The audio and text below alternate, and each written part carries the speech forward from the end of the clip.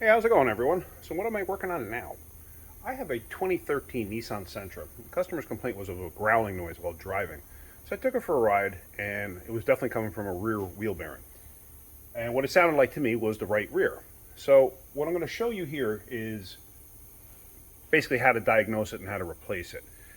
On the rear, it's kind of nice because you could just spin the wheel and not have to worry about the driveline being hooked up because it's a front wheel drive. So let me show you real quick what I'm going to do here.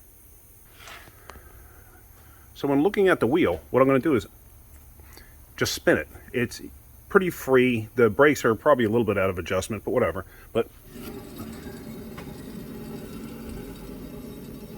you hear that noise? Okay, I just stopped that. Now let me come to the other side.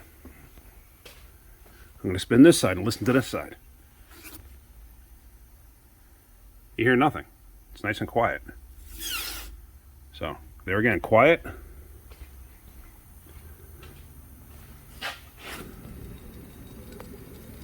Noisy. Right there, I'm just going to pull this apart. I'm going to change this wheel bearing. I wanted to go over something. When I get this apart, I wanted to go over repeat wheel bearing failures. This is not one of them, but this car, I don't know, I think it's got 100,000 miles on it. So it's almost ready for a tranny. But anyway, I'm going to take this wheel off, I'm going to change this bearing, and I'm going to talk about repeat failures. And we're going to go over why that does happen on certain vehicles and what you could do to try to help prevent it. So let me get the wheel off, let me get the drum off, and let me show you what's involved. Now with the wheel and the drum off, I mean, I can actually, just rotating this by hand, I can feel this thing being, I don't know if you can see that, like how it's not smooth, it's notchy, it's real notchy. So this bearing is obviously no good. Now to get this off, the nice thing about this is it doesn't have like an axle nut or anything like that, that you have to worry about torquing it. However, in the back on this design, you have the 4 bolts that hold it in place. They're look to be 14s. On this, it's got an ABS sensor that comes in through the back of the bearing. So I got to take that bolt out, which appears to be a 10 millimeter, and this cup should come off of there without issue, I believe. I've actually never done one before, so we're going to find out. Here's the new bearing. Nice piece. This is actually from CarQuest. This is one of their premium bearings, I believe. But as you can see, there's the threaded hole that the bolt goes through, and I believe the sensor just goes inside and reads off that, see that brownish color piece in there? That's the bearing, and that's a magnetic wheel on there, so that should be all it reads off of. So let's get that off and go from there.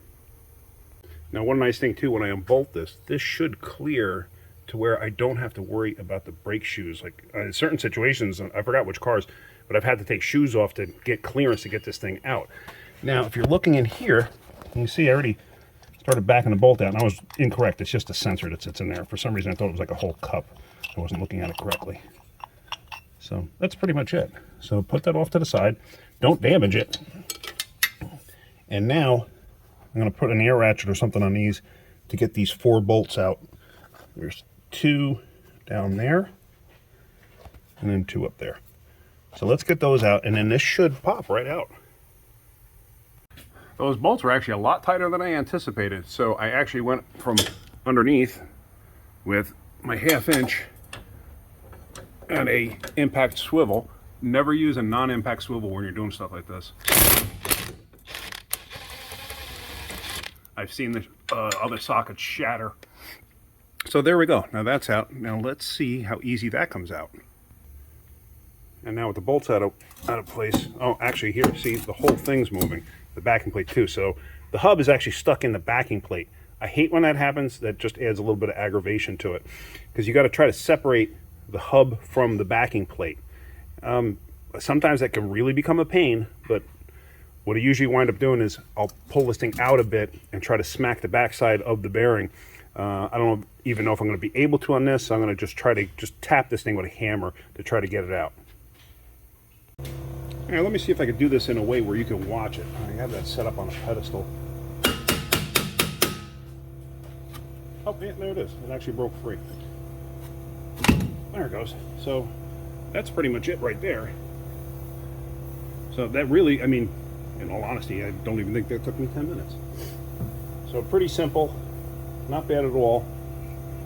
But sometimes when they get stuck on the backing plate, as you can see, looking right here, that part that gets stuck in the backing plate, sometimes the backing plate is like a real thick piece, and it'll give you fits trying to get apart. I've had it to where I've had to take the entire backing plate and everything else off, put the backing plate in like a backing plate in a holding device, and then smack the bearing out through the backside.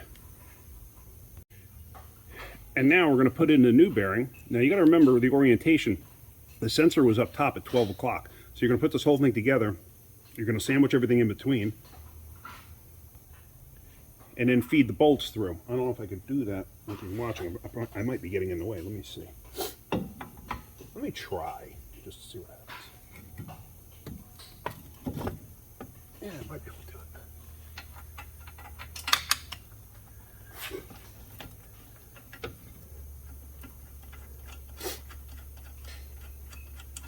All right, so that's that. I got one bolt caught.